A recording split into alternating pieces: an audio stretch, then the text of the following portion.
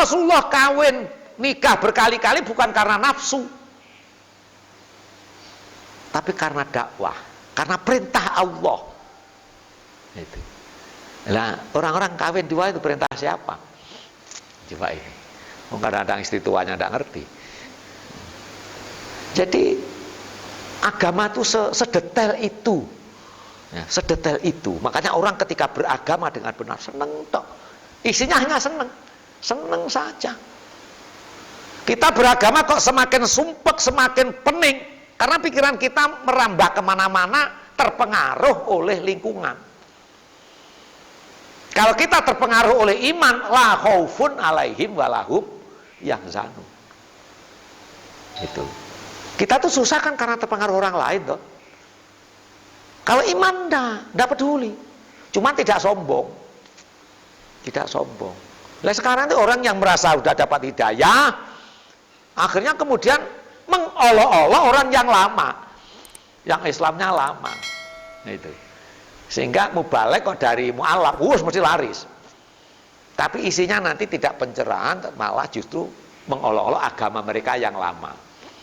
Wah, Kristen begini dan seterusnya dan seterusnya. Itu kan yang muncul bukan iman, tapi yang muncul kebencian.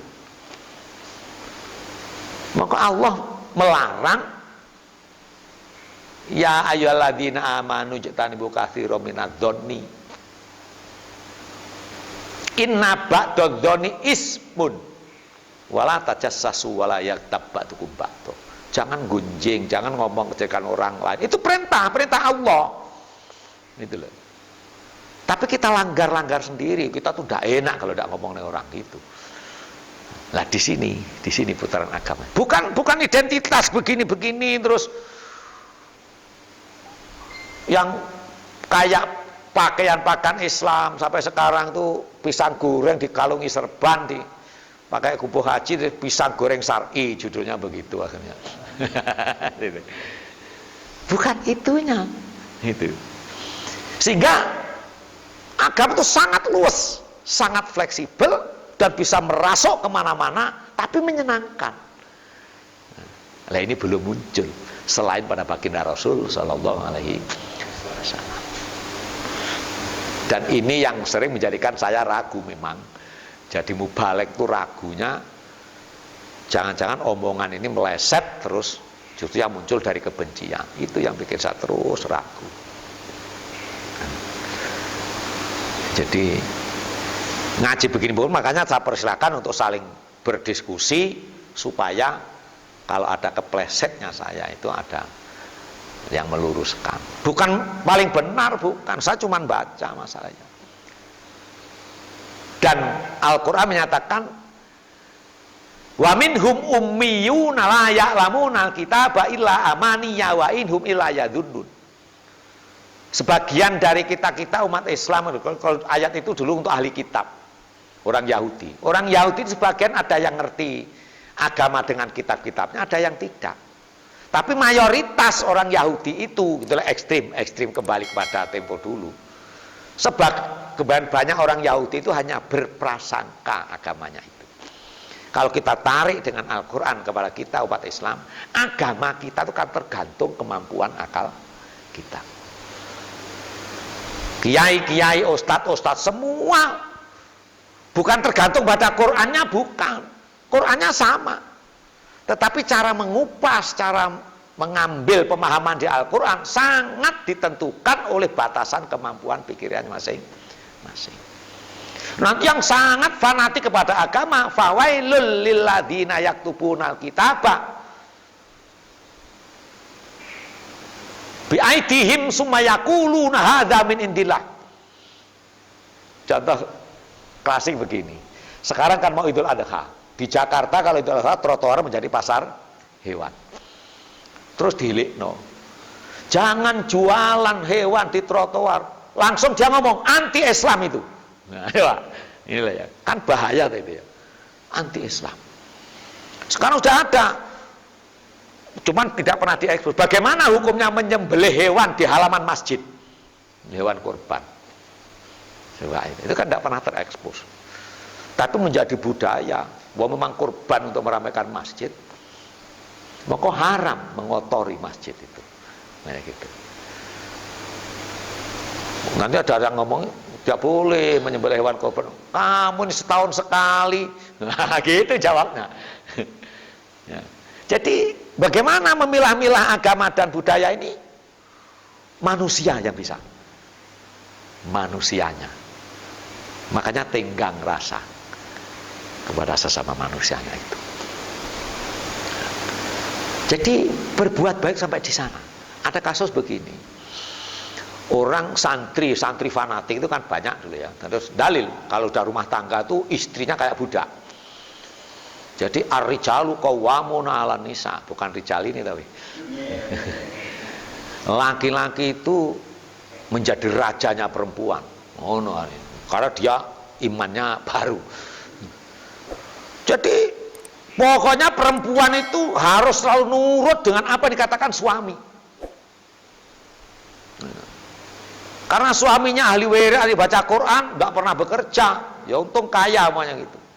Dek suapi sambil baca Quran disuapi, makan minta suapi, apa minta diambilkan. Nah, kalau salaman sama suami harus tangan dua. Satu ketika yang perempuan gendong anak sama bawa makanannya anak, diajak salaman sama suami, akhirnya cuma tangan satu, dimarahi habis-habisan. Sampai terjadi hampir perceraian. Kenapa? Menganggap istrinya sudah melawan pada suami. Nah, itu yang saya maksud. Alladzi nayaktubuna kitaba bi aidihim sumayaqulun hadza min indillah. Salaman tangan loro karo sama suami itu perintah Allah. Nah, jane bukan kan? Istrinya protes. Apakah kamu mau anakmu jatuh ketika aku harus melepaskan dengan salaman dua karena yang satu megang anaknya sama makanannya itu? Gitu. Kira-kira yang satu menjaga anaknya sama yang satu salaman, atau anaknya dijatuhkan terus memuliakan suami? Nah, kira-kira baik yang mana? Banyak gitu. Dan suaminya tidak mau ngerti. Nah, gitu. Akhirnya setelah terjadi kasus kayak begitu, mau cerai terus ada pertimbangan. Baru ternyata dia tidak tahu kalau ada kaidah al-hukmu yadurru ma'ilatihi. Hukum agama itu bisa berjalan sesuai dengan kondisinya. Sholat yang sudah pasti ketentuan Allah Subhanahu wa Ta'ala itu tergantung kondisi. Kondisi hujan biasa ke masjid, tidak usah ke masjid. Namanya gitu. Kondisi corona, pandemi ya tidak usah ke masjid, namanya gitu. Jadi tidak sekaku, ya itulah karena batasan pikiran kita sendiri. Kita tuh semakin berislam semakin terpecah,